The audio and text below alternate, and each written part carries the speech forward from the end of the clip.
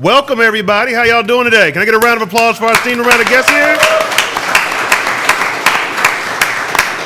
Thank you much, and welcome to episode 2 of Kick in Knowledge. With the one and only Mr. Esaie and... Weezy, my man, Ian Williams, that's me. The esteemed owner of Des Coffee here in Portland, Oregon. Today, we have some exceptional guests, as we often try to bring you on our show. And I believe it's, neither one of these gentlemen are strangers to the topic we're talking about today, which is on being behind the brand and actually growing your brand and what are those key important things. But we have none other than the man, the myth, the legend, God's favorite DJ, DJ Clark Kent. Can we get a round of applause? And a man that y'all don't even realize has touched everything that you've probably worn in the past 15 or so years or more possibly. He's the guy that Fabulous referenced when he got the Nikes from Astor, Mr. Astor Chambers.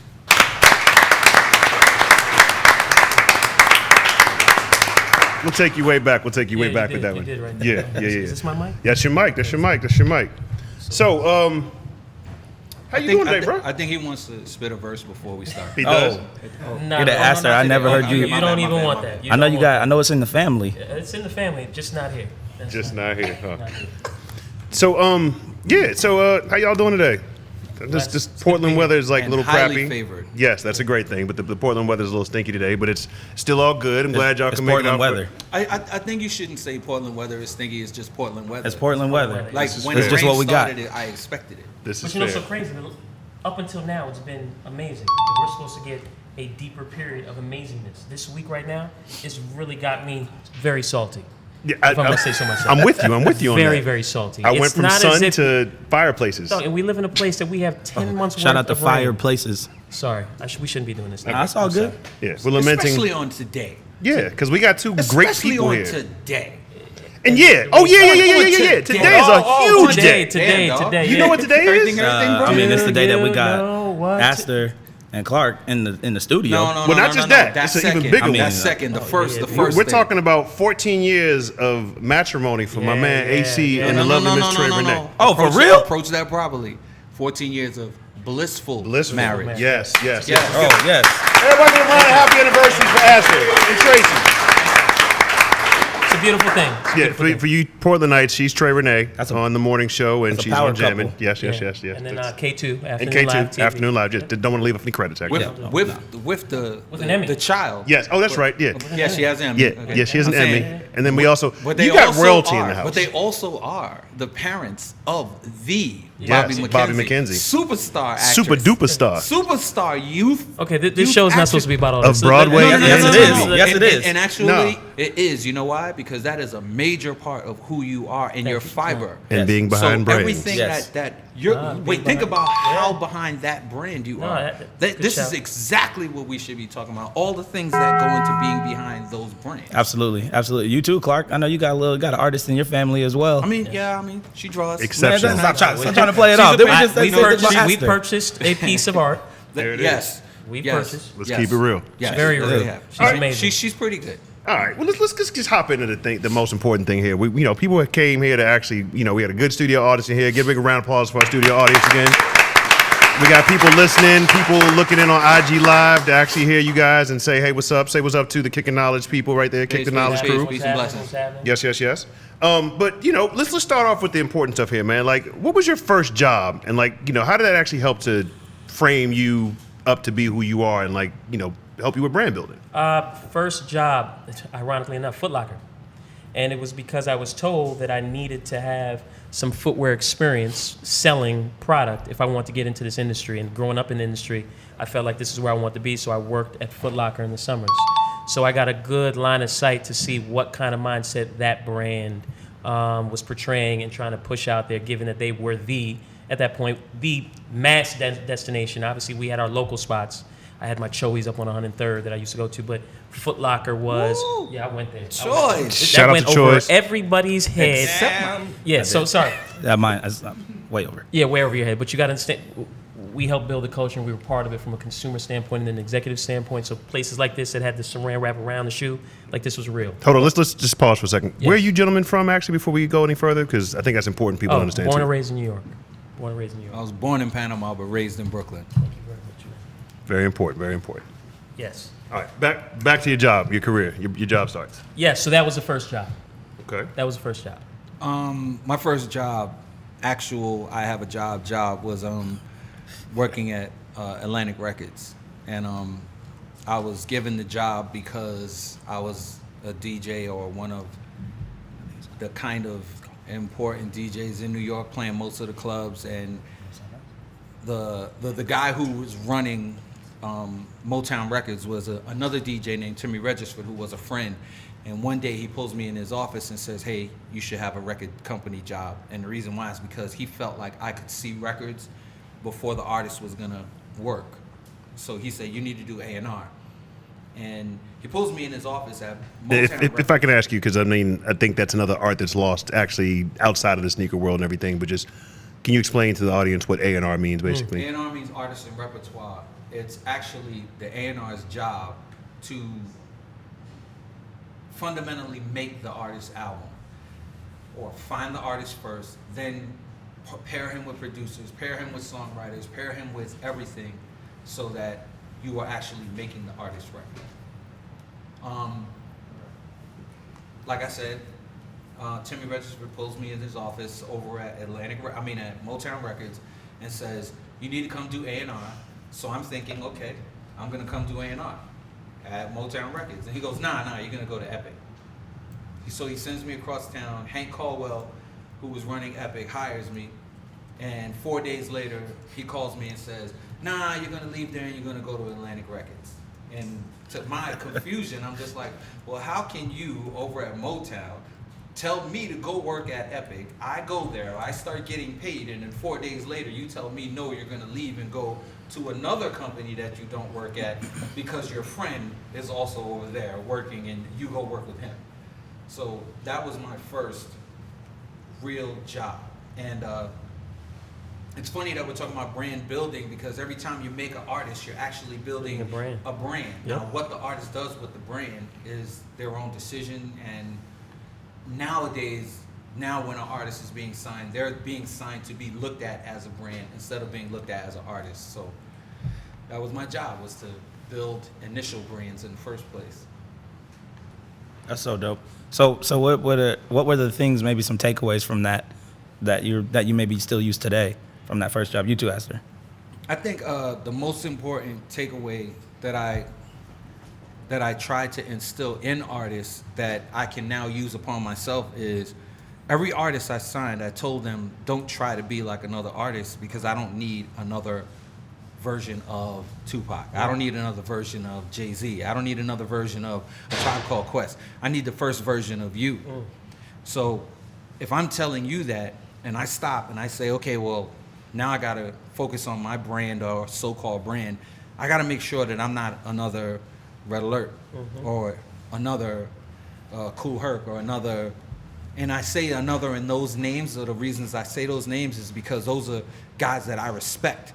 So if I look at them like I respect them, and I want to be as respected as I am I want to be respected my way as much as I respect them. Those are the guys that I'm going, well, I can't be like them, or I'm never going to be respected that way. I have to be as special with what I'm doing as they are, and then try to be a little better so that I'm not looked at as the little Red Alert. Right. I think that's a point that we should probably do a deep dive on, because that's something for me that I think resonates in a big way, of this need and desire to be comfortable with being different.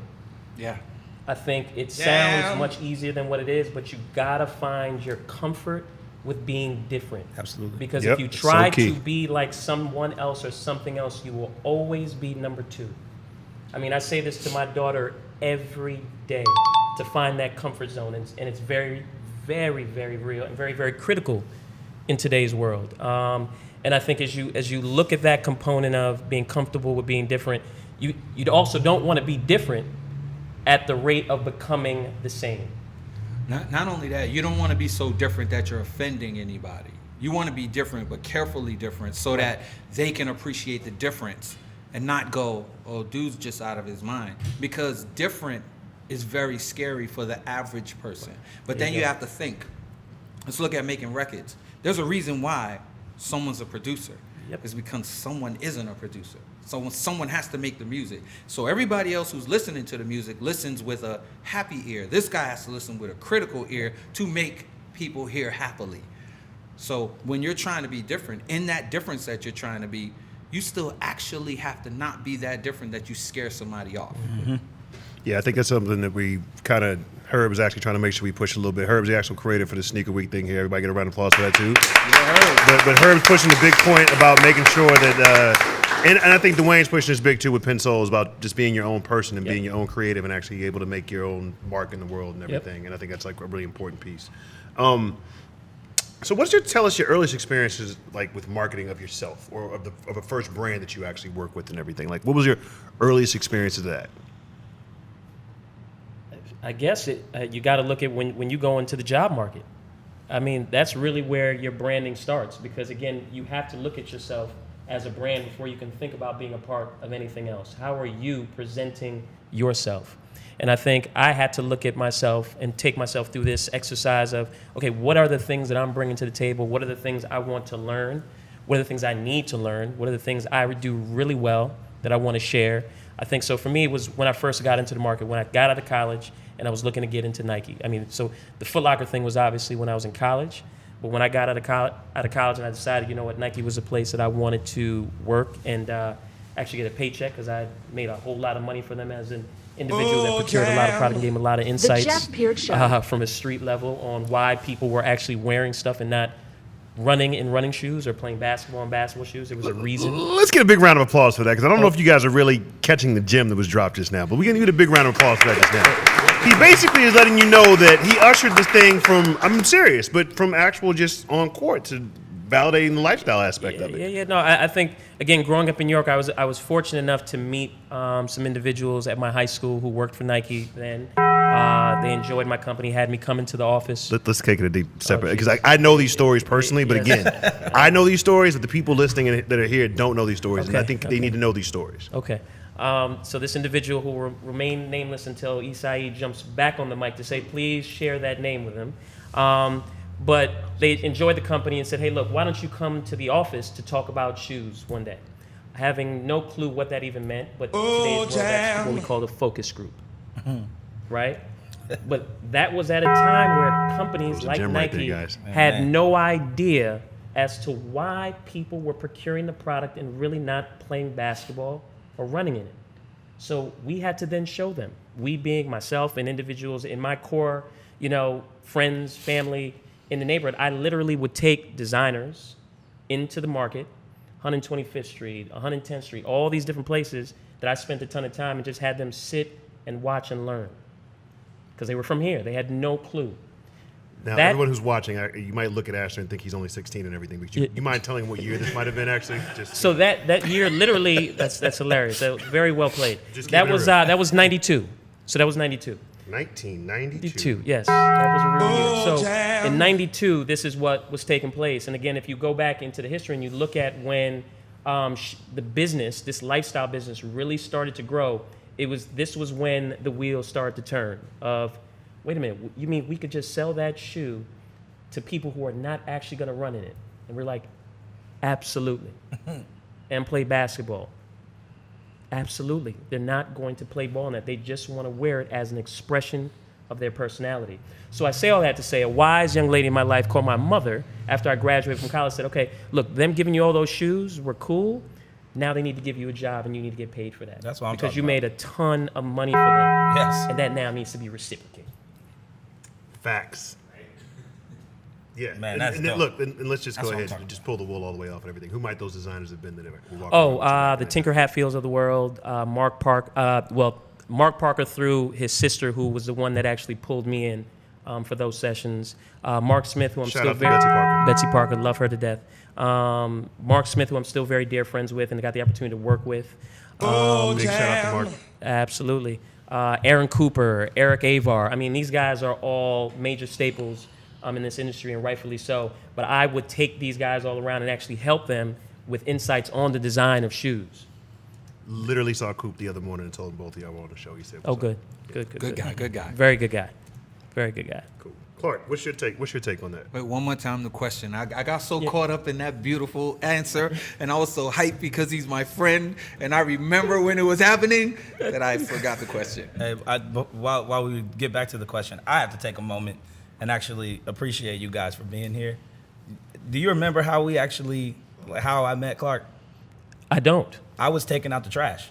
Yeah. I came to take out your trash because I used to take out your trash all the time. What up, Marcus, in the back? I used to take out the trash in your area. Clark was sitting at your desk. I think he was reading the Soul Collector or crazy. something like that. That's crazy. And you were like, Ian, meet my boy Clark. And Yo, that's actually how I met so Clark. crazy. Wait. Oh, jam. No, wait. That's crazy.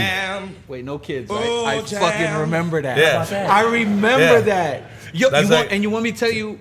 Want me to tell you how now it's super clear that I remember that? Because later, when I met you again, I felt like I already knew you. That's Remember when we crazy. was at Kenny's party? At Kenny's And I party. was like, I know this guy already. Yeah. And we were having a conversation about shit that. Oh, it was like- wait a it minute. was like how does 5 he have the minutes in. conversation? Yeah. We were in, and I'm just like, no, I know this guy. Yeah. But then I was like, all right, fuck it. I don't Yeah, know him, shout but out I to feel Perfect like I know him. Pair. Yeah. But I know you from, I remember that. Oh, shit. Yeah. That's so crazy. So yeah, I just wanted to. It's crazy to be here. Yeah. And have this moment. I was actually, when he said Astor was going to be on too, I was like, yo, this is. I'm having this a is big deal goosebump for me. moment on everything It's because a I've big seen deal for me. like literally just 20 plus across the board, across over Easily. here and everything. So it's just like Easily. Yeah. and just greatness of Hey. the magic we've seen in this man right here. What he's Oh, just doing super and proud. everything. Thank you very much, man. I Stories can be appreciate told there as well, and they probably will. They will that. be. One day. And they will. One day. He's a very, he's a very, very selfless man. This guy is a very selfless man. So I'm sorry. I think I will now jump in and then say a story then with Okay. that, because I think it's very key. So I don't know how many of you know him well or not well, but just notice how he started his last story. He was literally a janitor at Nike, and I take nothing. There's nothing wrong with being a janitor, but he was a janitor at Nike, who had a vision, who had a passion, and who had a great spirit. And maybe just for me, I have an affinity for great spirits. I think I attract and I like to be around those who have great spirits. So I felt like there was something different about him, and I spent a lot of time with him and helped him with his career of getting a job at Nike and progressing and flourishing into whatever he chose to do, like he's doing today. So I've told him this before about how super proud I am of him, but it's always good to hear it from others and just know where people have come to understand the journey. Because I think a lot of people just look at the end result for people and think, oh my gosh, you're amazing, but you're this amazing DJ, making all this money around the world, you've got your coffee shop, but they don't know what it took to get there. There's a body of work that took place to get there. And I remember this man having a job at Nike and then coming to my office with a different proposition of, this is something I'm passionate about, and I have a business plan on something Oh, that I yeah. want to create and do. That's true. Actually, both of y'all. Which is now That's our downstairs. coffee.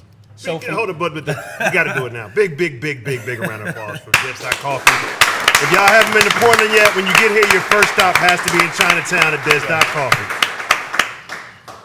So I just want to take that moment to applaud you. Thank you. And just know that your story is a story that needs to be told. You got to be transparent with it because that's going to help other people. Thank you. Because people don't want to step out on the ledge because of fear. But they got to be able to see that, wait, other people have done similar things like this before me. I too can do that.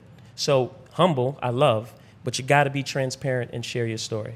I think Y'all tell something me to do it, I'm gonna do it. that's really important for people who do accomplish anything, and I learned it way late in my life.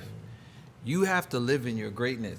If you're gonna be great, you gotta live in your greatness. Don't waste your time while you're here. Live in your greatness. So you're doing great things, and live in your greatness. Thank Living you. your greatness.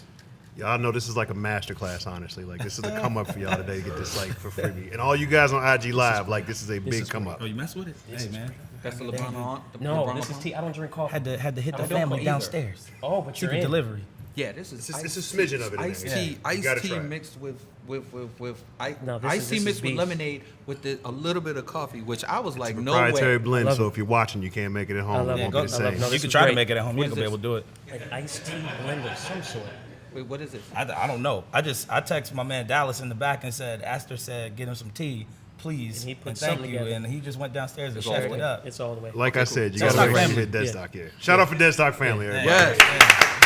So, All right, so we back to digress. Clark. We digress. Wait. Can I tell you, like, or tell everyone, if you haven't been to Dead Stock Coffee, I mean, Dead Stock. Yeah, Dead Stock Coffee. That's good. I sat in there and totally forgot that I was in this place that was making these drinks with coffee, talking about rap records and producers and With T, your older brother. And I totally forgot that I was there for that. I totally forgot everything else that the place is about because of just the good feeling of the people. The It community. seems Yeah, it's like all about the community. people who come there, it's almost like they're waiting to have a conversation like we had. You know what I'm saying? Like someone come in here and talk about some shit that we don't talk about already. And then it turned into everybody chiming in and why is this producer great? And why is that producer great? And I think what happened in there was he can't be talking about this guy.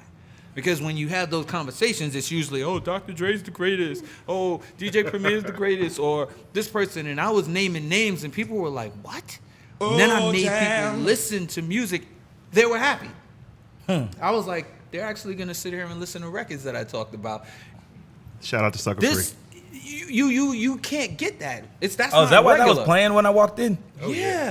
I thought Kevin just was like, Nah, oh dog, yeah, let me. ain't nobody just sitting around Okay. playing Sugar Free. I was like, man, this is They're not just crazy. doing that. But when they played it, they understood where I was coming from about what I was speaking about, so that they could connect to it. And everybody was just like, yeah, like let's listen to it. You know what I'm saying? And you don't get that walking into Starbucks because it doesn't feel like you're in a place where everybody knows your name. And it felt like everybody really knew each other. It almost felt That's like 'cause I they knew do. those guys Yeah, like they do. that. Yeah. It's really dope that you can create something like that and Thank it can you. flourish because everybody in there was buying something too. That's the other part. Oh, shout out to people So that's buying dope. stuff. Yeah. That's You gotta real stay dope. open. Everybody keep coming. I need you. Okay. So back to that question. Yeah. Oh. Yeah. Tell us your earliest experiences with marketing of yourself, and what was it basically? Okay. Well, again, I come from New York. I'm a little older than probably everybody here, Again, the 16-year-old looks like he's and the era that I come from, I was a little rough, and I did some rough things, and so your anonymity was everything. So as much as I was out there DJing all the clubs and being DJ Clark Kent outside in the street, I was a totally different kind of animal. So I didn't care about being famous. I cared about being rich. And when you're from New York, fame doesn't mean you're rich. So I really could care less. So when you went to a DJ Clark Kent party, my name wasn't on the flyer, and he knows that's true. Like some of the first times my face was on a flyer was 2620 parties because you guys were putting my face, and I was like, "What are you doing? You're Like, killing don't me. put my 2620. face on the We We flyer." knew about marketing. That's what it was. No, No, literally. I did pause on that real quick. 'cause wait, hold on. Okay. 2620 was a crew of younger brothers. He was the youngest one, or was you were the he was one. Sabe was the youngest. Shout out to Bay. What does that mean? 40 minutes left? Love that. Love that. That mean wrap up your answer? No. We're taking all the minutes. I love it. Okay, cool. Y'all welcome. Well done. I'm gonna tell you about Thank you. 2620. Shout out to Jenny. Shout out I'm to gonna Jenny, tell I y'all run the about block. 2620 before he can. 2620 was a crew of young friends who I was like their big brother to half of them and uncle to the rest of them. So when I came to town, all the things they thought they knew, I taught them everything they should know. Is that Please a fair believe it. assessment? Please believe it. But they were so good at what they did know that I felt like, yes, young brothers who care about each other, who are friends, who want to see each other win. And they wanted to have fun. And they wanted to be fly. So I was already fun, I was already fly, and I was already getting to the money. So I was like a superhero to them, but they couldn't Please believe believe that I treated them like family, and we became family. So the marketing that y'all were doing was fine in the grand scheme of things, but in my world, I was like, Duke, you put my name on it. You put my face on the flyer. The name is all good. Right now, the other day, Kenny posted. Shout out to Kenny Burns. Posted a flyer with my face from that time, and I was just like, boy, if they had ever ran up on me at that. Way before that Instagram. Yeah, that was way Oh, before my Instagram. gosh. There were no faces on flyers. I think and Jay-Z they were- told y'all something about how cats in that period like Chill, Instagram. B. Exactly. Chill. Yeah. And they so basically that was my first time when I had to really deal with people going, that's Clark, before they had to hear Clark. So that was something I never wanted to do. I didn't care about it. And then things started to change when you started seeing producers wanting to make their own albums. I never wanted to make an album, so I never made an album. I wanted to make albums. I wanted to make albums for artists. I didn't care about the fame. Then this whole, oh, you got to market yourself thing. And then the face on the flyer. And then people going, oh. And then I realized, wait, that O can actually change the O's. So. Yeah. No, just run that back. Just run it back. Y'all need to catch that real quick. Let that That's sit. like that. Let that sit. Those are gems right there. Let that sit. The O. That was outstanding. The O. Hashtag. The O can change The the O. I O love that. changed the O's. And it really did. And I never understood why there were dudes around me who were doing what I was doing and they were getting paid and they weren't really that good. But it was because you always saw them. So then I was like, well, I'm a lot better than these guys.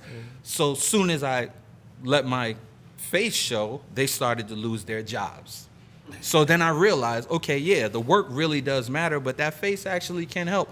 And Got to brand yourself. and look, the chicks told me I wasn't hard to look at. Did they really?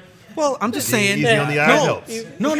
Look. I'm being honest. This was a time when there was no way I wanted my face on the flyer, and it was Atlanta, B. You know how I was in Atlanta, and then it was his face is on the flyer. That's him. And then I was like, oh. It's a win. So that also changed some O's too. Oh, my goodness. It was Wholesome. That was outstanding. That was outstanding. That was the by other way. end. But But so I started to actually pay attention to the things that started to matter to people, and it didn't matter before. You know what I'm saying? It didn't matter that my face wasn't on a flyer until my face got on a flyer, and then it mattered. So I started to agree with, okay, you put the face on it. And then for the first time in my life, like I think I might have almost been 30, I took a promo picture. And I was able to give the picture away. And that, only rappers do that shit. Yeah. And I did. And it worked. So I realized that marketing helped. But I also know that marketing wouldn't have done shit if I wasn't a really, really good DJ. You know what I'm saying? You can put your face all over, but if you whack, they're gonna do away with you. So in other words, a blend of skills and branding is key. Yeah. It can't just be about branding. It can't just be about branding, because you can brand shit, it's still gonna be shit. True story. boom, Podcast over. No, just kidding. mic dropped. How'd It just might be some very well marketed shit. No, that's true. Eventually they're And gonna realize, be though. clear, You wanna- there's a lot of very well marketed shit. With It's just terrible that products. it's just that it goes away so quick. Yeah. And with that, I'm gonna say I've been DJing for 42 years. Wow. Shout out crazy. to Clark for doing No, wait. I say that because I marketed good shit. Right. You can't DJ for 42 years at this good. level No. and not be good. They're gonna be like, why are we paying him? Exactly. So tonight, when y'all come down to Vibes and Things, you will understand that Wow. I'm a very, Shameless very, plug. very good DJ. Shameless. Did you like plug. that? That was seamless No, that Love shit the and so well done. See, that was With the that. spoon. That was So that well was done. that. DMV represents- You know what that was? Shout out for Swiftly. shameless plug, y'all. You know what? That, you know what that was? That was that very minimal marketing I'm willing to do. Yeah. You've done this before. Yes, he's done this before. Yeah. Yes. So next question I would have. So like, how'd you flip that understanding to new avenues and opportunities that came about for you? Like all the stuff that you did back then and everything. How'd you flip that into new stuff? I think the one thing that probably makes me different than most people who are doing dualities or trialities.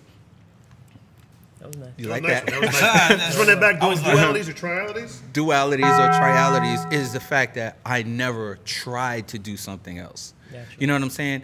The shoes, since I was 9, I wanted to be as fresh as Rolando Scott, 9. Ishmael, Fredo, all the older dudes on my block. I wanted to be as fresh as them because they had the best cars and the prettiest girls. And I'm from the hood, and all you wanted to do was be like them because we ain't have fathers. So they were the older homies. I come from the block that created the toughest gang in New York, in Brooklyn, called the Jolly Stompers. The leader was 4 houses down from me. I wanted to be just like him.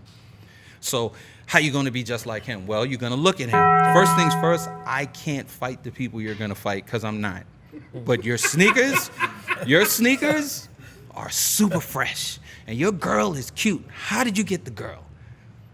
Must be the sneakers. Because you're too fresh. Gotta be the shoes. It got to be the sneakers. Shout out for the sneakers. Shout out for the sneakers. Because you're super fresh. So we just wanted to be fresh. So when I was young, I wanted to be fresh. So we did things around my way to get money to buy sneakers. We didn't know there was some extra shit that went along with it. We're 9. We just think if I get sneakers, the girl I'm going to get is going to look like Ishmael's girl. When you can get girls, it might look like that, but right now you're 9, so it's just the sneakers. We didn't know. I'm being honest, we didn't know. That's what we thought. But think about it. If there's no father saying this is the way it's going down, we're looking at that like, well, that's got to be what it is. So that's all we cared about was getting fresh sneakers. So we helped every person on the block who needed something done. There was a guy on the block, I felt like he wanted to save our lives. So every Saturday, he made us move newspapers from one side of his garage, from one side of his basement to the other side. It's like he made a job that we're just going to move these newspapers every weekend, and he would give us $10 each. Oh, back shout out then, to the old heads for looking at yeah, shout out to the old head who didn't want us to rob his house. Yeah, I have to believe he was trying to save our lives. So every weekend we got that $10, and we took 50 cents, went down to Glenwood Flea Market, and bought croquettes for $9. Shout out to Procast for being for the first brand $9. people were tripping So on. listen, yeah, very thrifty back then. $9 with $10, 50 cents to get on the bus, $9 to buy your sneakers, 50 cents to get back. Oh. If you didn't get robbed. Oh, the $10 stores in New York City, if y'all only knew. Yeah, but $10 was $1 million when you're 9. Oh yeah, absolutely. Getting on the bus and going to Glenwood Flea Market was like going to Canada when you're 9. Because the You're real close to fear, Canada, though. the fear of trying to get back. When I look back now and I realize where Glenwood Flea Market was, I should have thought to myself, ain't shit gonna happen there. Nobody lives there. But we were scared. So we went, we bought our sneakers, came back, we were as fresh as the older guys on the block. That never stopped for me. So when the brands started trying to figure out certain things, and the talk is, well, Clark got a brand new pair of sneakers all the time. It became, well, we gotta do this anniversary for Air Force One. But before that, I had conversations with Jerry Erasmi. Astor was hooking me up. Anybody in the brands, like if I knew him, you have to remember I'm also Jay-Z's DJ, Puff Daddy's DJ, Notorious Big's DJ, Dana Dane's DJ. Shout out to the name drops just now and all the big entertainers that were dropping. We need a big one for that, guys. Come on. Those are real name drops. Yeah, let's keep it real. Those are real name all drops. the way real. Okay, we're on tour. We're on tour with Puff Daddy. We get to Portland. Drew Greer is in place. Shout out to the homie Drew. Now, Drew Greer, real deal shit, might be number 3 in the architect of what y'all call the sneaker culture. Absolutely. Shout out to Drew. We're going to have to Right. have you on the show at some point. And Mike Parker. Mike Parker. Drew and Mike, Greer. definitely, because we need you out here for next year. Mike Parker, Drew Greer, Spike Lee. Spike Lee is first, then Drew Greer, Mike Parker, Sheldon, Mike Torres. Torres. Okay. Torres, shout out to Mike Torres. These are names that he's on your probably- sample tags. These are names that probably y'all have just never ever come across. Yeah, I but really like shoes, At and I don't some know most point, of these. somebody should tell the story properly. Except for Yes. Mythical But Torres. Yes. I mean, I know mythical names. Like they out there. I never met them. No, I think. I'm on tour with Puff Daddy. We come here. I know Drew. I leave the tour. I'm going to see Drew at Nike. I come back. I got 20 pairs of sneakers. Everybody's like, "Yo, God, hey, yo, what you got? What you got?" I brought everybody sneakers, cause I came to Nike and brought sneakers back for everybody who was on the tour. Puff's like, "Yo, how the fuck did you do that?"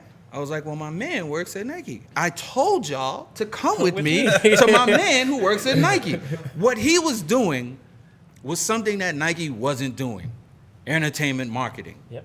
Shout out to Drew for the early entertainment. Drew was Wait, doing that shit by accident. I don't even think he knew. I think he was just going, "Clark's my man. He likes sneakers. I'm gonna hook him up."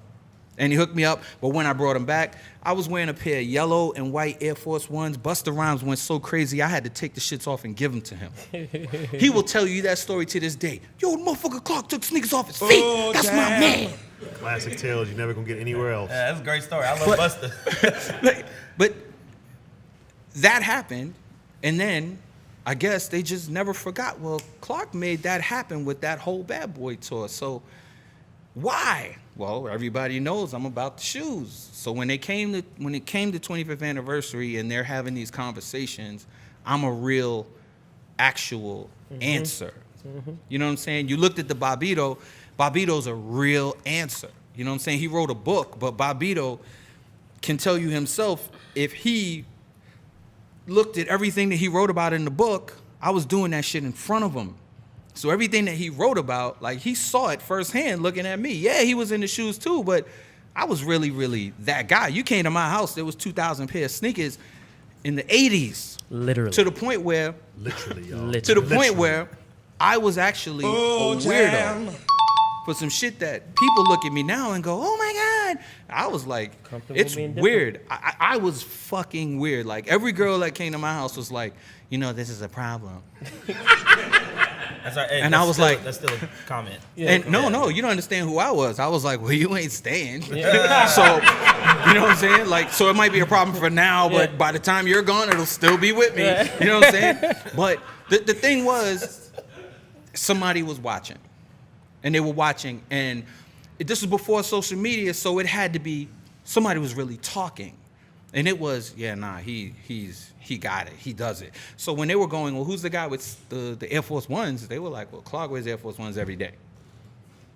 So the conversation came, and they talked to me, and the conversation I gave them back was insightful enough for them to go, hold on, stop talking, call a lawyer. So I call a lawyer. What the fuck y'all want to call me a lawyer for? So I call my lawyer.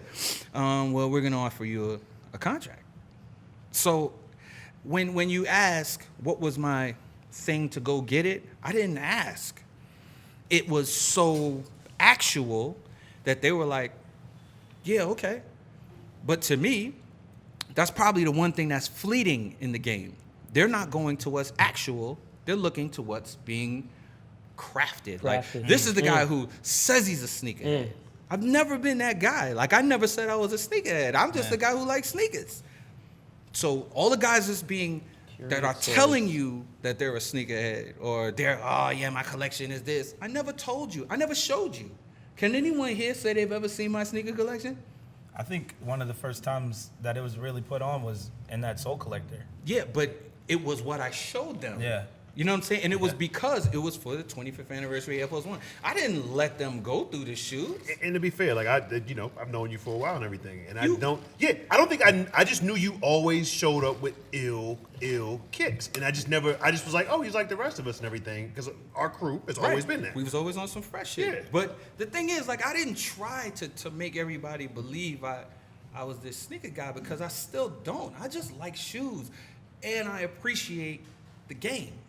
Like, the game is gone. That's one thing. So I can't appreciate the game anymore. You can't walk into a store and be mystified anymore because you know about the shoe coming for 7 months, maybe a year.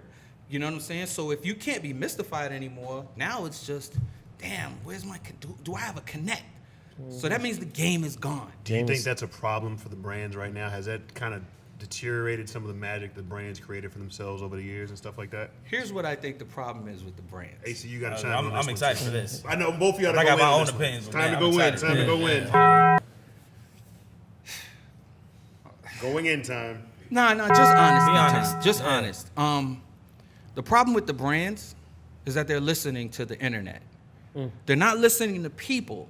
They're listening to the internet. And the reason why I say that is because they believe the comments are real. Yeah, But man. if most of the comments are hate, but you're selling millions of shoes, is that real? Can't be that real if you're selling millions of shoes. That's just the guy who might not have got it this week.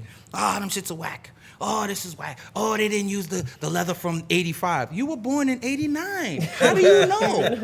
Think about the comments that you see about the shoes that you're seeing. They're usually some kid talking about some shit that he's never seen. The kid who doesn't love a Jordan is because he really can't appreciate the greatest basketball. Yeah. I'm from New York. He killed my team every time he played them. I will wear Jordan jerseys till they don't make them because he's the greatest. Not because he killed us. You killed us, but you still the greatest. You still Michael Jordan. But would you say the brands have lost a little bit of it in terms of like telling the wrong story now? Nah, here's the thing. Because of the internet. Hey, so you got something to say about this. Boy. I see him smiling. My thing is, because of the internet, there's way too much information. So if there's way too much information and it's so much at the same time, even if they're trying to tell the story properly, you don't get a second to learn the story because there's so much other people trying to tell a story. God. So that means there's way too much information. I'm sorry, I can't control myself. Go, at please, this point. please. I'm just going to start with this. Let this sit and marinate for a minute. Perception is reality to the uninformed. So now, listen. I'm going to take that one, and then I'm going to this for a long time. No. Perception is reality to the uninformed. So let's now piggyback off of Clark's comments. You remember the era when all those comments on blogs about shoes was the big thing. It was before Instagram, before all the social media. Mm-hmm. This was the thing. So you had executives who were looking at these comments and getting frazzled. You know why? Perception is reality to the uninformed. If you have executives essentially making decisions on businesses that they're not really informed on, My goodness. but have people who are, but don't necessarily utilize those insights, guess what's going to happen? The ship is going to turn to the perceptions that they're hearing because they really don't know. But they're also not leaning on those experts in the building that do know. And to be fair, this happens on all sides. Every brand has to go through this. Every brand goes through this. So this is not just a one brand thing. This is across the board. This is actually a life thing. It really is. Because I think when you look at leadership and you look at people who lead, there's a certain component of fear that they have from taking direction or insight from those that work for them, right? They feel like, oh man, that's a dent in my shield or in my armor. Actually, for a real leader, it isn't. It actually shows that you're trusting those that you've hired with the expertise that you needed to help build whatever it is you're trying to build. It's not a form of being insufficient or not good, not a leader. That is being a leader.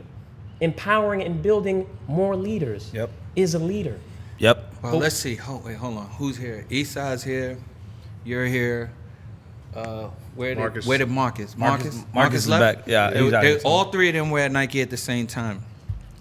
And all three of them can tell you that every time I had a meeting at Nike, I spoke to them before I went to the meeting because I understand exactly what he's saying. Facts. So I would hear what Astor is saying. I'd understand it to be true. And because I know they're not listening to their team, For a reason. I just go and talk about what Astor was talking about because it's true. He's not lying. He's telling 100% truth. So the things that Marcus was bitching about in quiet, the things that Astor was bitching about in quiet, the things that Esaie was bitching about in quiet, I bitch about it from the outside. So they're looking at me going, yeah, okay, but I actually agreed. So basically what he was saying was true. So now I helped.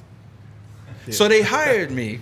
Somehow, well, I'm not gonna say hired because I wasn't getting benefits and none of that crazy shit. But they kind of cut they cut me a check. They did. It was cool. Yeah. It's a legendary I'm not check. bitching. I'm not bitching. You got a couple pair out of it too. Huh? Yeah, You got a couple pair. You got a few pairs. Actually, while we're at that point, just quick sidebar. How many? And Astor, you might be able to help to validate too and everything. But I believe Clark has the most collaborated with person in sportswear, if I'm right. Wow, I did He not has to know. be. I did not know that set. I do know where the first collaboration came about. Absolutely. Where might that be? From our friendship. No. I'm gonna tell the story so he knows it's true. My first meeting as a consultant, we're sitting in the meeting. I have Timberlands on, And everybody in the meeting, except Astor, kept saying, you know we make boots. You remember that? Mm-hmm. You know we make boots. I was like, yeah, the boots that you color like Timberland color, right? And they were like, no, they're not all Timberland color. You know we make black boots. Yeah, that's cool. You don't make Timberlands. But I'm at Nike in my first meeting with Timberlands on. You remember that? Absolutely. So we had a meeting. We talked about what we were talking about. Before the meeting was over, I was like, can I do a shoe? And they're like, yeah, Clark, whatever. And I was like, no. I want to do a shoe. I only want one pair. I want it for me. My motivation, I'm being honest, and this is the truth. You remember, I wanted to go back, have a shoe, and show Bobito that I had one too. You know why? Because Bobito had this one pair of Air Force Ones with the burgundy swoosh that What up, said Terrence? Bobito on them. Make sure And you I tell was Bob like- the story. I was like, fuck, those shits are crazy. Look, they were the simplest Air Force Ones in the world, but they were beautiful because I'm an Air Force One guy. I was like, I want to do a sneaker. The only person who paid attention to any of that was Astor. So the meeting was over. He was like, come on, let's go sit down with Mark. Tell him what you want to do. My idea was a minute and a half long. This, that. Astor was like, well, shit. That looks nice. I'm going to show this to Kelly Hebler. Look what Clark just did. Shout out to Kel. Yep. He didn't come back with the happy face. He came back, he was like, Clark, what would you do to an Air Max 1? Astor doesn't know. Air Max 1, my second favorite shoe. Boom, boom, boom, boom. A minute and a half again. Shit's done. And then he goes, well, what would you do to an Air Trainer? And I was like, fuck. Remember? That's the one that took the longest. I was like, why? Hey, why are you doing Why are this? you making me do this? He was like, because if you create a ones pack, maybe we can get this out. In my mind, I'm like, I don't want this shit to sell. I want to show it to Bobby. That's it. My motivation was. So how about I never knew that story? He never knew about that part. That but that in was my his heart, goal. In my heart, I just wanted this one to pair flex. of shoes Right. that I could be like, Bob, what's up? I'm gonna come see him have lunch and just go, ta-da! That's the whole But- addicted to fresh thing, huh? But you see how two different instances or two different views on a scenario, right? Because for us, it was about how do I stretch my guy because I didn't want him to be in this Air Force One box. He was the Air Force One guy in the building. And I'm like, no. It could be bigger than that. He can be bigger than that, and this program could be bigger than that. Let's take all the ones. Take your vision across all these ones. And it didn't sit well. No, I mean, not dog, at all. like literally, he was looking at me like, hey, why do I need to do this? I'm like, please trust me. This is what we need to do if we want to make this happen. And you'll be able to do all the Air Force Ones you want to do for the rest of your life. But we got to crack through the gate. We got to do this. You got to make it digestible for those that you're feeding. I will say, Astor really kept feeding that. And like I said, once I got to the Air Max 1, I was like, well, Astor don't know that. I love this shit. Boom, boom, it's done. And then he hits me with the Air Trainer, and I'm just looking at him like, dude, how about an Air Trainer SC? He was like, no, it has to be a 1. I was like, so we do it. I'm telling you, the Air Trainer 1 took the longest time because I was like, well, maybe if we move this. And I didn't want the 3 shoes to look exactly the same. So I had to keep moving and changing the elephant print. And then the conversation was, well, it's probably not going to happen because Jordan's not going to let you do elephant print. Remember that? Mm-hmm. I remember those days. Yeah. I Yeah. had no idea that that's what was happening. Because you probably saw. Was that when you were in town? Yeah, no, he was the guy. The day that when I met him? It probably was. Probably. Wow. Probably was. Or How did he about that? meet me, or did he meet me Black Friday? No. It might have been this pack. Yeah, it might have been this. Yeah, one. because it was super early. Because was Yeah. Black Friday before the pack? No. Black Friday was After after. Yo, this that's was the crazy. first This is the shoe first thing I he's did. ever done for the brand. And First now you time man came walks in the building is 3 shoes. Okay, next. right. And No. Don't look at it like that. Don't look at it like that. No, believe me, it was. No, it would. There was work. No. Yeah. Bro, you can't.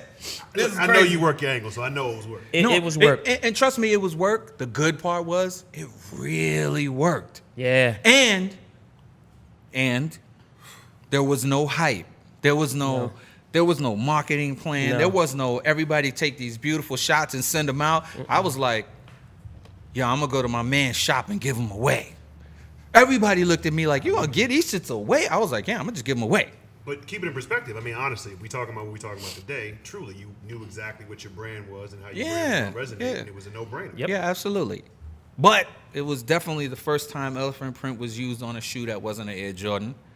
So it's almost like I was Shout out for making first I time. wanted to be so anti at this time, and I really didn't want the shoe to come out. So I will say to Astor again, like I've said to him 1,000 times, thank you for hooking that up and making me do it, because I just wanted a pair of sneakers no one had. Yeah.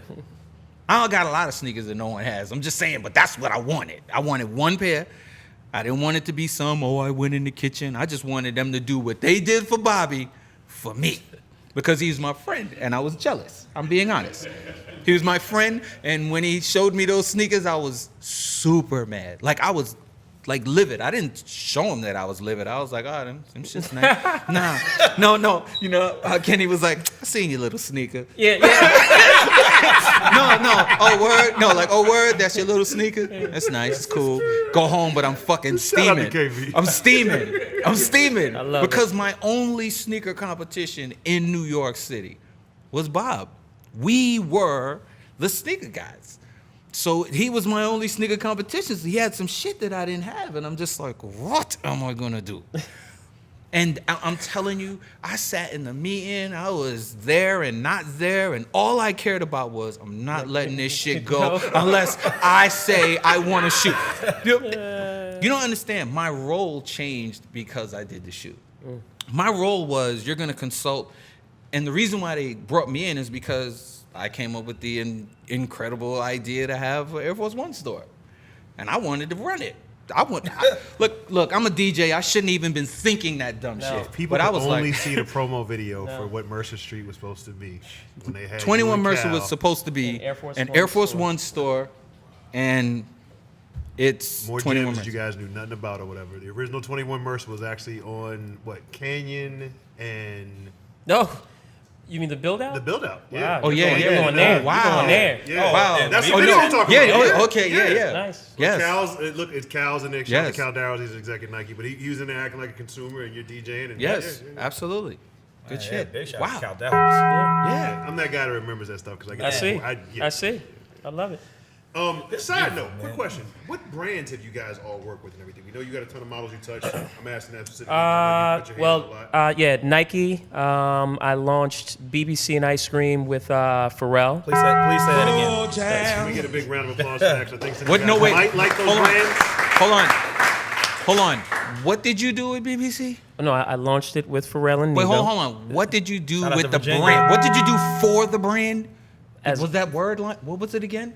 Launch. Yes, that means took it off his feet so Yeah. that you could see it. Yes. So That's I- you right there. I got sidebar. Yes, I got it's sidebar. the irony of that shoe. Irony. The irony that shoe's in. Shout out to my feet. Yeah, well played. Shout out to my see it. The feet. shoes back there.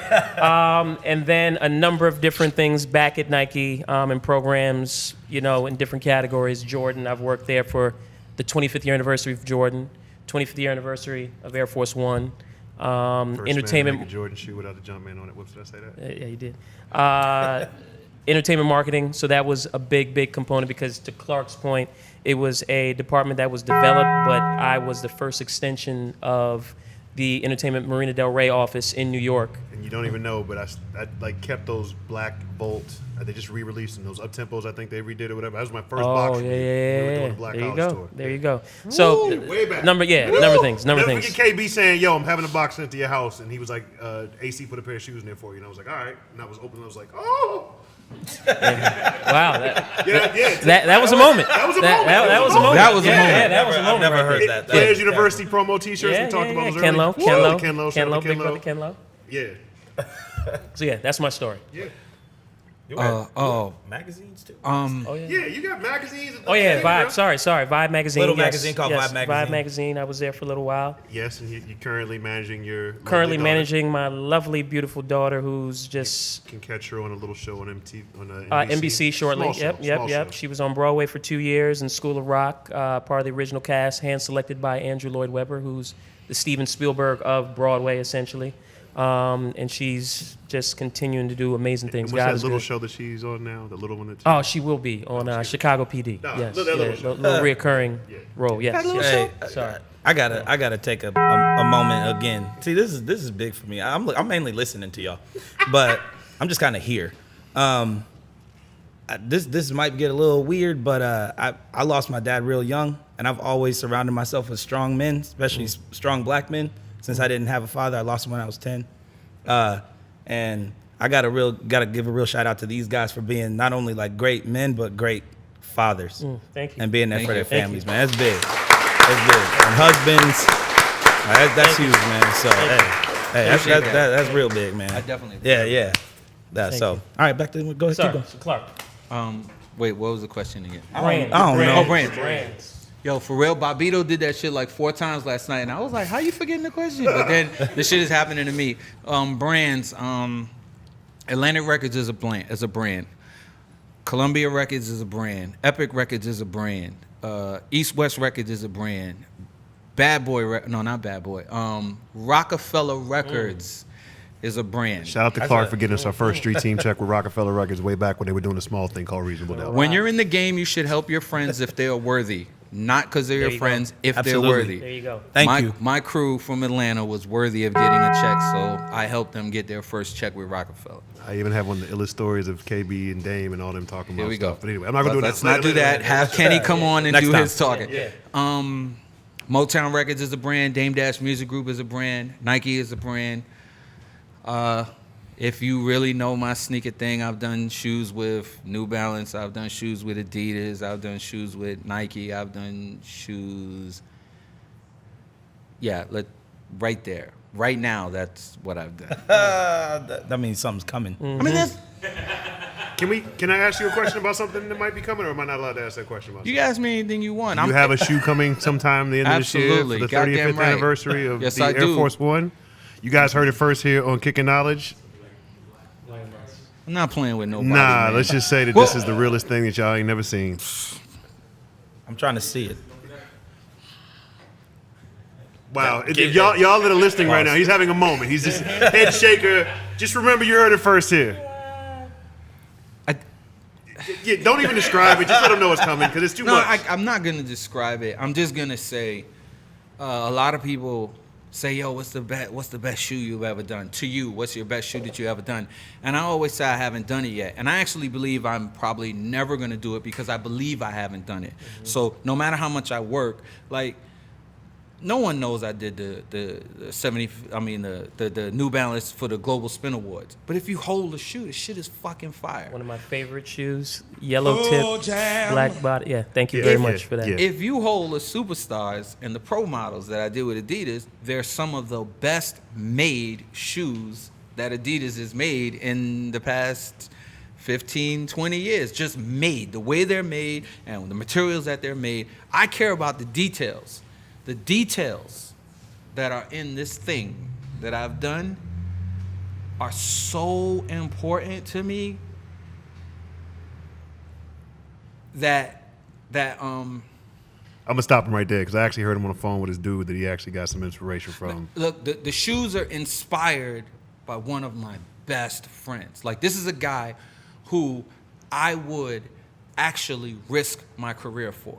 Wow. Like, but he'd do it for me. Huge. This is a guy who would die for me. I would risk my career and do something to somebody for him. Wow. You know, Astor knows I'll do anything for him. You know what I'm saying? He doesn't even have to question that. He knows that if he calls Clark, Clark's going to do it. You know that the same way for you. I have some real friends that I know are going to do real things for me. This is a guy who will come and shoot everyone in the room if I said I didn't like y'all. If he told me he needed That's me real. to do the shooting, he's got a so little- real, People got a little tight. I'm going to do the shooting. I'm a Brooklyn guy. Whoa. Yeah. But what him and I went through inspired the thought of the shoe. And I tried to do this shoe. Like, that was the first shoe I was trying to actually put in the game. And because it was so, you're bugging. When I told the story, they were just like, yeah, you can't do that. That can't be done.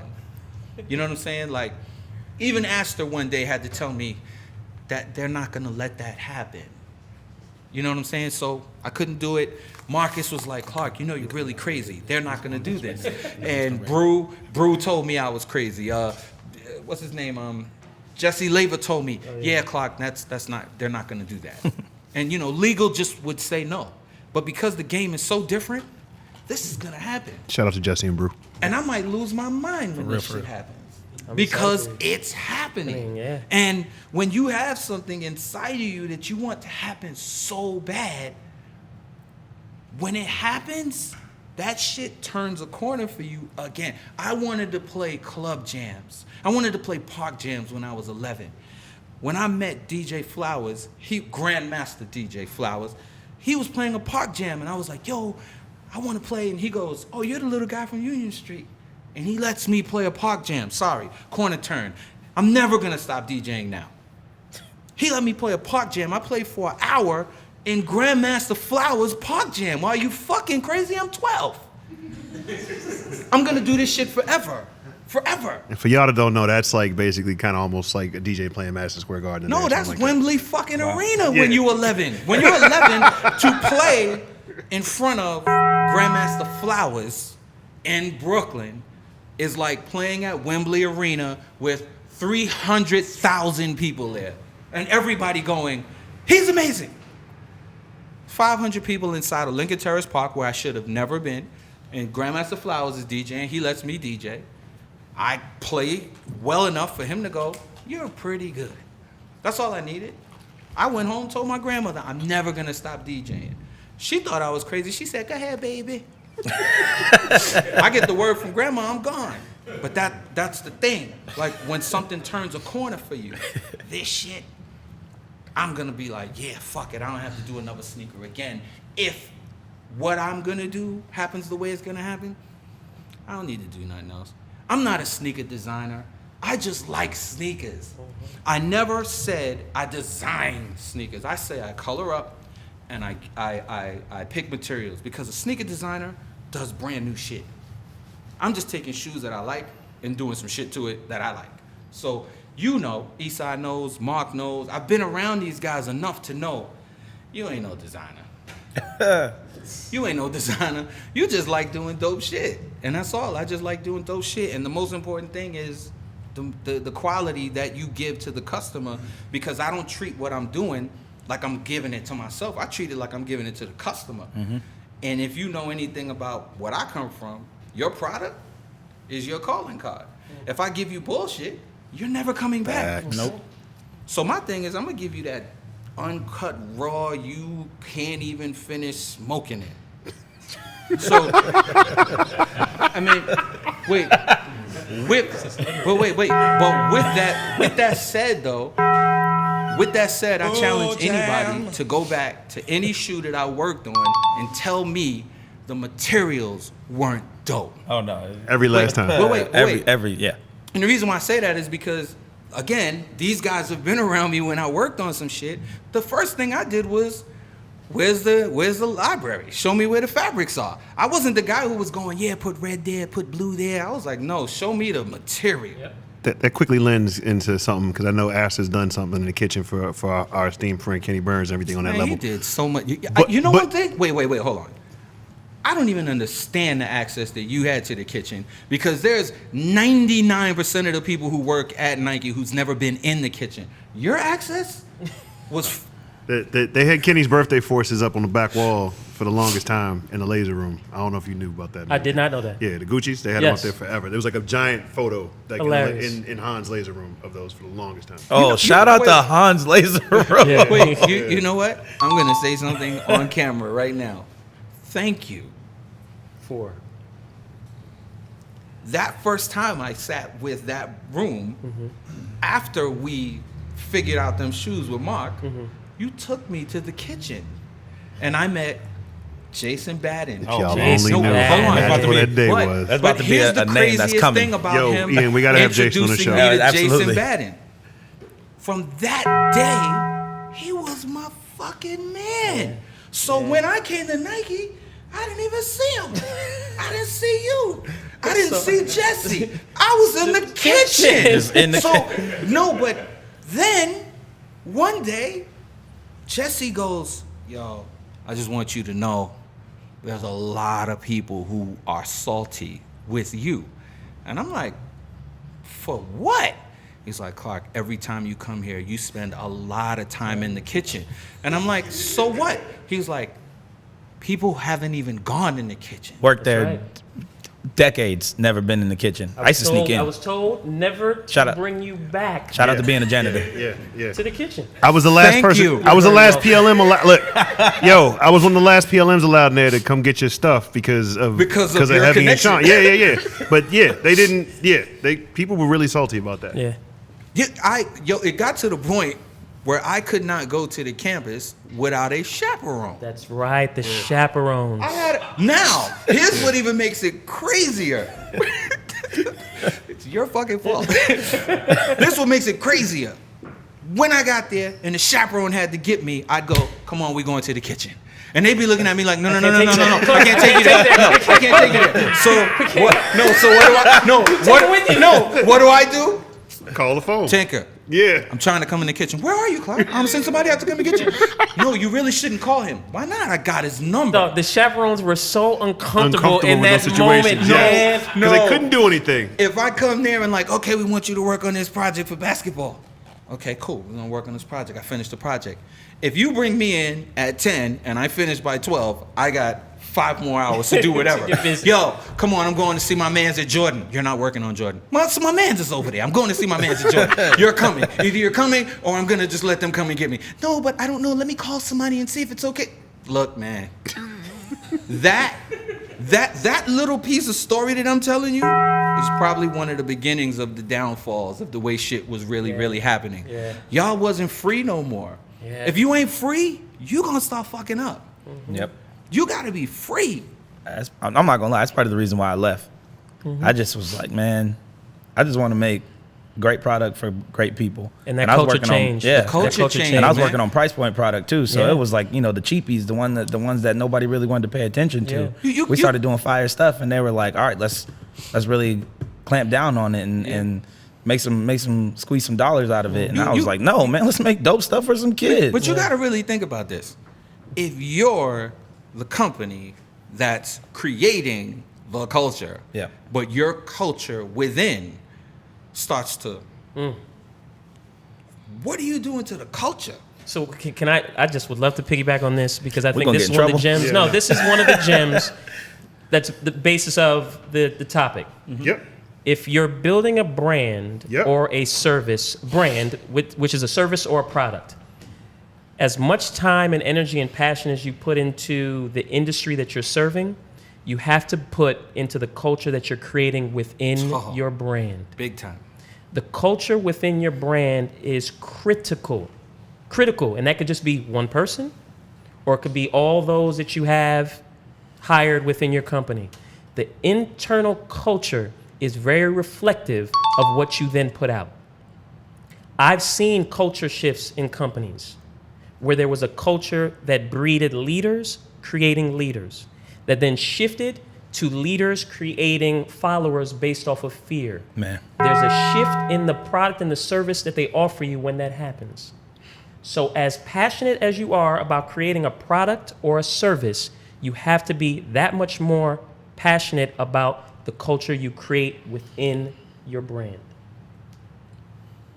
And that's very factual. Man. That's all the way factual. And I mean, you can see it. I think you can see it across any brand. Any brand. That like you can just tell that the things are changing and stuff Absolutely. like that. Yeah. Man, it's funny because like we had a whole bunch of questions, but as Yeah. we talked, you guys literally You just were keep answering slapping them. I sent y'all the questions or whatever. But I was peeking at your temple. I was peeking at your temple. I was trying to keep y'all in line a I little hit bit. it with the side eye. I Yeah, appreciate you. You're lucky you had him on your side because Yeah, I 'cause didn't even look at the initially- questions. Yeah, I no, didn't look at the questions that's at what I'm all. saying. It's amazing because No, it's but like initially, I looked at him too. I had him sitting over here. He's like, no. Yeah. You go sit over here. And so I've been trying to help. Thank you, man. You're very Thank welcome. you. Thank you. Because I'm the live wire. We'll be in here talking about how whack a producer is by accident. No, it's so all good. That's all right. by That's what it is. accident. That's barbershop what talk. People want to talk about and everything. Yep. Look, we're not to try to get to the last ones and everything, but seeing as how you two built brands and everything, and like you've been in the growing them and launching and everything, like what do you think the biggest difference is when you created a brand back then? When you created brands back then versus creating brands back now, seeing as how you guys helped to create brands and stuff like that. And I'm speaking about it from perspective of having a social media versus having no social media. I would sum it up as we are in a microwave era and we came up in an oven era. Like that truly was beautiful. taking time Yeah. to, what I call Operation Marination. I love to cook. So I Yes, love he a good does. That man does marinated, love to cook. slow cook, slow process. I've been to the Pay house. attention. Yeah, you've gotten a taste. It's fantastic. But I think we came from an era of Sensational. where brands took the time to really build things and take you on that journey. I think now it's microwave. If it doesn't hit right now, we're off that. What's the thing that's popping right now? And I think that's across multiple industries. I think music is another one that's very reflective of that. They're not taking the time to really develop talent, music, people. And I think that's a significant change, especially with social media. Because if it doesn't hit 1 million likes or 1 million followers, then you're not influential. So, really? Come on, like, really? This is what we're putting value on? This is how we're quantifying it? Like, so that would be my thing. I think it's a distinct shift from oven-baked, slow-cooked to straight microwave. I need to put it in for 2 minutes and it has to be amazing. I'll piggyback off of that and I guess challenge what they are calling influencers. I ask the question, what are they influencing? Because if it's, oh yeah, he wears dope clothes every day, what are you influencing? So it's like a double-edged sword, because somebody in the brand is going, oh my God, he's super cool. Give it to him. Let him social media it out. Now, if he isn't influencing anything, why is he given the ability to influence? What is he shifting in the culture that makes him important to have this first? You know what I'm saying? So when you know that, I look at something as simple as Jay-Z making the record change clothes. Jay-Z said, no more jerseys, I'm 30 plus. Jam. Mitchell & Ness took a nosedive. Major Shift in the market. Shout out to Big My Rube. question Sorry, you is- might have lost your job My right in question time. is, I think you did. I think it's like seriously, the marketing. Rube. No, he was still there. he didn't lose his job. He didn't lose his job, but the marketing No, he department didn't went lose down. his job. though. He Yeah. He's a good friend. No, he's a homie, yeah. He basically forced his way out. Okay. Yeah. I You know what I'm thought saying? it was like them kind of literally. No, because no, of- not at okay, all. okay. He worked his way out. Shout out to Rube. Y'all don't even know, but Rube's Yeah, the dude to put yeah. everybody in them jerseys. Well, everybody who lot wasn't of music already videos. He wasn't already wearing right. them. Yes. But actual influencers, or, Yeah, or what seriously. you would actually call an influencer. Seriously, yes. Someone who was really doing it for real. Truly. But this guy says, no more jerseys, I'm 30 plus. Mitchell & Ness takes his nosedive. Why doesn't anybody go, if he can say that, I'm good. I'm going to give him 50 million. They didn't. They gave it to somebody else who didn't change the game. Nah. Look at the ones who actually shift the culture. I never one time called myself an influencer, because I would really have to question, well, what am I influencing? I know that if I'm at a sneaker brand, I'm going, how am I shifting the culture of sneakers when I'm out here trying to make records on the best artists? Well, yeah, I gave you Jay-Z. So I shifted the music game. So if anything, I'm a music influencer. You know what I'm saying? I influence what music is going to sound like. I work with Biggie. Like, who says they work with Biggie and Jay? Who says that they're responsible for Junior Mafia? A bunch of kids who couldn't rap made a gold and platinum album. Who can say that? That's influencing a culture of music. But who's like, dog, you not that fresh for me to want to dress like you. Like, Clyde Frazier was fresh. We wanted to be Clyde Frazier. Michael Jordan is fresh when it came to shoots. He couldn't dress for shit. Do you know, respectfully, no, respectfully, do you know anybody who wanted to dress like Michael Jordan? No, they still don't. Got you. Well played. But So well played. But when Spike Lee said, is it the shoes? Everybody wanted Jordans. He made the shoe a character. That's influence. Yeah. Spike Lee he's top 5 influencer, and he's not 2, 3, 4, or 5. Yeah. He is the best influencer in the sneaker game ever, because he gave everyone else the ability to maybe influence. Now I've heard you say that the culture piece and everything, but I would also argue the same fact in the same way that Spike influenced the culture because of you being in music, because of you having your friends, and because of you, I like to steal from Cameron and say a lot of these people wasn't there and everything like that all the time and everything, but you were there. Yeah, I was there. And because of these things being a part of who you are and your ethos and everything, that guaranteed the true, like you and Jay, true influencers. Even though you don't call yourself that. I wouldn't call myself that. That's what I'm saying, but I think that you guys are valid in that space. I think I'm a really, really good talent search. You know what I'm saying? Because here's the truth. Here's an actual fact. Talent begets talent. That's the reason why Pencil is here. Because that talent can go. Pencil.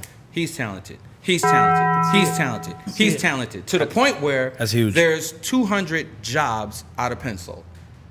Give No a round of less, right? applause for that, everybody. For real. That's a big accomplishment, everybody. That's huge. That can't happen unless there's talent begetting that talent. Boom. Cool. Might try. Yeah. I don't even I got anything nothing else to else. say about that one. That was a I big got one that nothing kinda else. If ended I on push everything. this over, is that considered a mic drop? It might be, yeah. just punch it. I don't want to drop it or anything. Look, Jeff might punch Jeff's us. like, Yeah, throw it over. Shout out to Jeff, our engineer, Yes. Thank you, Jeff. Yes, who yes. I actually met working at the gym at Nike. Yeah. Can I ask a question? Yes. Does anybody have a question? Hey, Yeah. Any questions I out bet there I for have a anybody? question. That's a lot of people actually. A lot in of this people crowd out that in are the from- crowd, but it's okay. There's a lot of people from outside the country too. Can we get your name here because we got a famous person What's your asking? name, sir? Stephen Green, the little TED Talk guy. The Stephen Green. One pair, you only get one for you and Astor. What pair is that? Max 97. If you could only get one pair. Yeah. Okay, I was just Max reiterating for the 97. people. When it came out, it just resonated for me. The reflective piece was the first full Viz Air Yep. shoe. So, and when I was coming up, that was my first year out of college.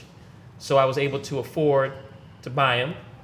And so for me, that was hands down, Max 97s. 20 years later, and now it's How about booming that? again. How about that? Oh, my favorite like, shoe yeah. ever. I don't think there's a person in this room who doesn't know my favorite shoes is white and white Air Force Ones. Oh, yeah. I am from the dope boy era. I was a dope boy. I'm not glorifying it. I'm just saying sometimes you got to go through shit to get to shit. Yeah. You know what I'm saying? And we bought white on whites because they were the perfect canvas. They looked perfect on site. I got a story. I don't know if you remember this, but it was the second year we did Soul Train Awards. We showed up. We were balling on a budget and everything, and it was at that party. It was we went to the Soul Train Awards or whatever. We didn't really have enough money to go get the Versace and all that type of stuff. But I don't know if you remember, but Ken Lo laced us in some nice 2620 shirts. We hit yeah. Sporty LA, and we showed up in jean outfits. That's when I knew I had Clark's respect, because he walked to the front door. They were suited up and booted, and we had matching jean outfits that matched our shirts and matched our forces. And he was like, and I think we kind of started a trend that year, because I think everybody started doing jeans and stuff the next year, right? Yeah, but I wasn't suited and booted, if you remember. I thought you had a Versace joint on. No, I have Versace. Yeah. That wasn't suited and booted. Okay. Suited and booted is when Well, yeah, truly suited- Suited and booted is when we did New Year's Eve at the museum and everything. at the museum. Yeah. That was suited and booted. Yeah. And I was fresher than everybody that Yes. night. because only I get to do this while you're here, goddammit. Only because it was the whole 26-20 crew. I was the outside member. But my Versace suit was custom made, and theirs was off the rack. Goddammit. Yeah. He was balling on another level. and We were balling. I never even seen that.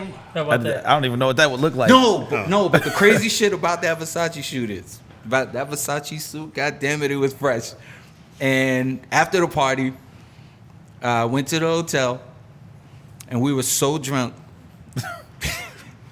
that the next day I lost the suit. Oh! Shout out the lost Versace suits to the ATL. No, shout out to losing somebody your out there- suit at the Biltmore Hotel. Yeah. Sheesh. I swear to God, I don't even know how I lost the suit. I just know I was like, fuck, where's my suit? And the thing was, everybody was like, man, that shit was fresh. I had the Versace buttons. It was so custom. Like the were the Versace days. people were mad that I wanted it custom like that. Because I didn't get mine custom where they bought theirs. I bought mine in New York and brought it down with me. And they were looking at me like, Clark cheated. I was like, well, we all said Versace, right? These were the days when we literally, because we had liquor promotions in our lives, and they literally would give us buckets. I mean, paint buckets full of champagne. And I'm not talking like cheap champagne. This was like Mo and Dom. Like, we would literally be walking through the party in suits with. It was too good to the point where I honestly can't remember 97% of what happened. All I know is we got dressed, we went to the party, I DJ'd, and at some point, everything is a blur. But that suit, I remember it because everybody was mad. Kenny was the most mad because he was like, nigga, is that shit custom made? He's just addicted to fresh on other levels. Your suit is not double-breasted. Mine is. You are not wearing the Versace I'm wearing. I was terrible. We were terrible young boys. Yes. We're all blessed to be here. Absolutely. One more question. Who you guys have as influence who never got recognized back in the day, and who do you guys see as the next influencers that's coming up? Pee Wee Kirkland, Clyde Frazier, Rolando Scott, Ishmael, Freddie, Choo Choo. I'm gonna say this name, Dapper and Dan. one day y'all will Google it and you'll be like, influencer? Pappy Mason. Wow. In my hood, it was Pappy Mason. He had unbelievable fly shit, but he's from my block. Excuse me, so- because your man from your city said it, but Mr. Rayful Evans, of course, I'll give him that from DC and everything that's side. Yeah. Come on now. I'm not mad at him. Yeah. Rafe was doing it out in DC. But they're actually money and the clothes. the real influences because anybody who got money wanted to dress like the dudes who had money in their hood. So if you know Pee Wee Kirkland had money and you looked at him driving a Rolls Royce, Clyde Frazier is from Ohio. He did not know what a Rolls Royce was until he saw Clyde Frazier. Till he saw Pee Wee Kirkland. He was like, what is that outlandish shit? I want one of those. And then not even take it a step further, but God rest his soul, but Carmelo Anthony's buddy Warren, that used to work for Downtown Locker Room, huge. Yeah. Like Warren never made it to Instagram whatsoever, but I've literally seen Warren be in a store while we're doing a focus group, mob of kids look at his shoes saying, "Oh, that's totally whack. That's totally whack." And Warren will just be sitting back there studying it, and just like out of the blue, just be like, "Nah, I think it's something cool." The entire store. No, those are the coolest things on the planet, man. It's the best thing when they coming out. That's a true influencer. That's no social media presence whatsoever. He was a D-boy, but he was reformed. He was working retail. He just knew how to dress. I will literally put it in, not to brag on our friends and everything like that, but I think honestly, you can put it out there. A lot of us are people running clothing brands and all that type of stuff, but we came out of a very interesting period where we just learned how to dress good. It was a part of your life, and I think honestly, we were the early influencers. We got the packages. For sure. I know I probably sound old with saying what I'm saying, but that's what I come from. I come from who was a superhero in New York. Clyde Frazier was a superhero. Clyde Frazier had his name written in gold on the side of a sneaker. Yeah. Look, man. Yeah. You can talk about whoever you want. Right. Clyde Frazier, 1, gave us a championship. 2, had his name on the side of a shoe. That influence. Yes. Wait. Before commercials, before advertising, what did you see in the streets in New York? Clyde's. Why? He gave us a championship. His sneakers looked cooler than all sneakers. I'm not saying some. This is before Nike. This is before Nike really did it. His sneakers looked better than everybody. His sneakers were suede. That shit's unheard of. He had suede sneakers with his name written in gold that he really couldn't even play in properly. Think about it. Think about when Clyde's came. He was on his way out. Yeah. But we were like, them shits are beautiful. And then there was colors that no other sneaker brand was doing. Which honestly, I think Air Force One probably came behind and followed. Honestly, Yeah, we know the Flavor of the Month program. Shout out to Sam Siegel, Jerry Locko, Drew, and all those crew. That was Flavor of the Month. When Puma Clydes came out, there was 6 different colors at a time. I'm sorry, B. Clyde Frazier in New York City, guys from my era, they would never front Clyde Frazier, yo. Even though we look at the way he dressed now and think, damn, dog, what are you wearing? Sometimes, back in the days, when he walked out of the Garden and he had that L suit on, That was everything. we wish we could afford that shit. We wanted to be Clyde Frazier. We all played sports, and then if you know anything about basketball, it's the only sport that you don't need anything but one basketball. You played in Timberlands, you played in Skips, you played in whatever. A basketball. That's the reason why basketball is so important in the hood, is because you don't have to have equipment. So you don't have to have money to buy pads and and a uniform to play football. You didn't need to buy a glove because everybody had to have a glove to play baseball. All you had to do was get to a court with a basketball, and 12 people could play. 10 people could play. 10 people, one basketball. Basketball is big because of the hood. It's the biggest in the hood. That's the reason why basketball is so important to the culture. This thing is because of basketball. Clyde Frazier, Yes. Kareem Abdul-Jabbar, Tiny Nate Archibald, Pro-Keds, shucks, even what's his name who had ponies, who was wearing ponies. Oh, Spud. Spud Webb was Spud wearing Webb, yeah. ponies. Like, motherfuckers didn't even want to wear ponies until, Spud Webb wears them. We need those ponies. Thank Etonics with Olajuwon. I mean, The player is what made you buy the shit.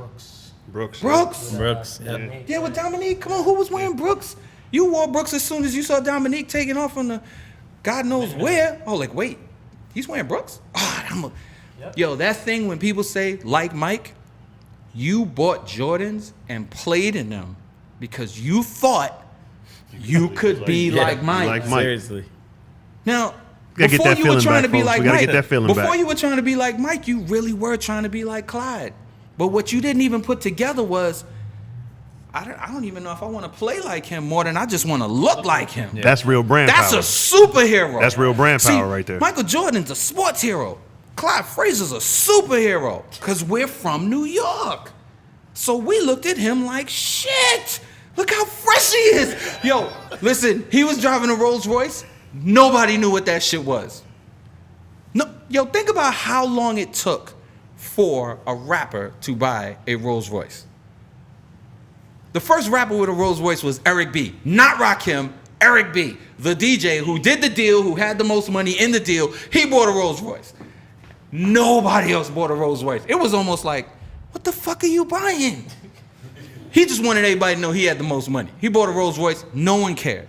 Because we were like, what the fuck is a Rolls Royce? Oh, wait a minute. That's the shit Clyde had. Oh, you must be a multi-billionaire. You bought this shit that Clyde had. But it took 20 years for somebody that we could identify with to buy a Rolls Royce. And he bought a Rolls Royce because of Clyde Frazier. That's the number one Brand power. influencer. Terrence, I think you had a question. Yeah, Sorry I went on Guy so with the long. dead-ass It's just T in that the back. I'm very passionate about Clyde Frazier. Very.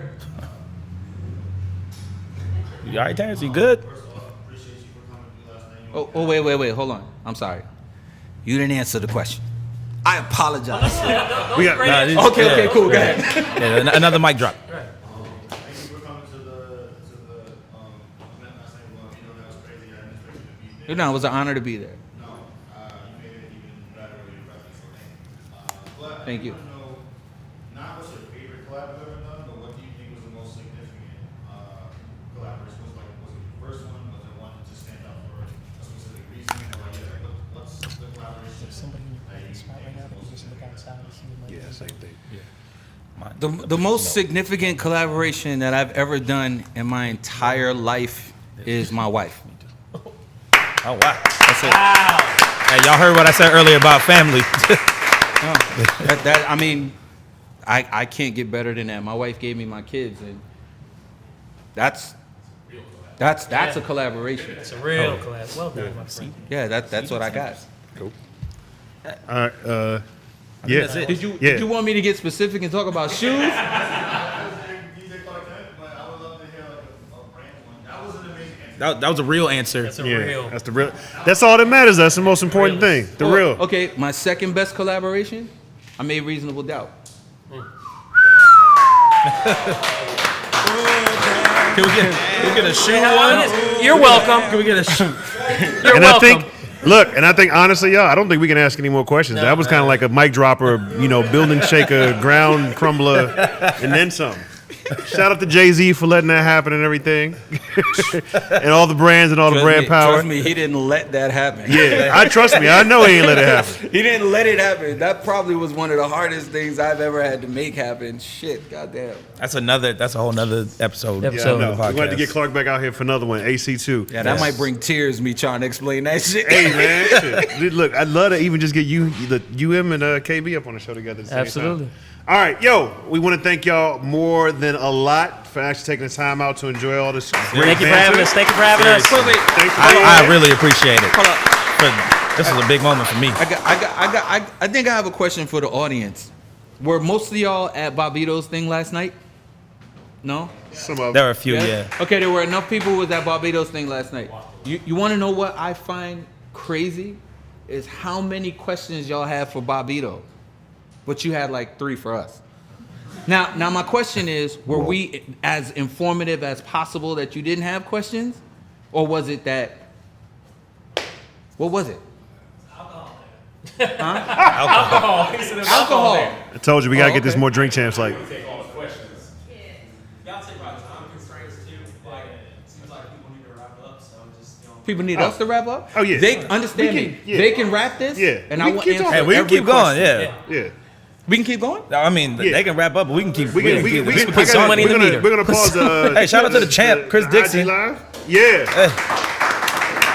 Batteries down and everything on this. Oh yeah, everything, everything If we could take powered. one on, then we Yeah. keep going. That's I it? just need to put money in the That's meter. it. Yeah. Hey, we're gonna put money in the meters. We're gonna come back and just talk like people. Is that cool? Hey, huh? Oh, did we not wrap it up? We didn't wrap it up. Better wrap it up, B. Hey, so yeah, like Cuban B would say, we got to wrap it up. And we want to say thank you all very, very, very much. All the Yes, folks Cuban B. watching on IG Live. Hopefully it was more than like 5 or 10 of y'all. But we're going to grow that audience. Hey. And thank you so much for taking the time out to be here today again. And thank you for myself, Esaie Witherspoon. And Oh yeah, Ian Williams, man. Thank you, everybody, man. Really appreciate it. yes, Pleasure, Drop it, pleasure. Thank y'all much. Peace. I think the reason why I asked that question is because thank you for Jenny and Jeff for always keeping us on our D. so many people get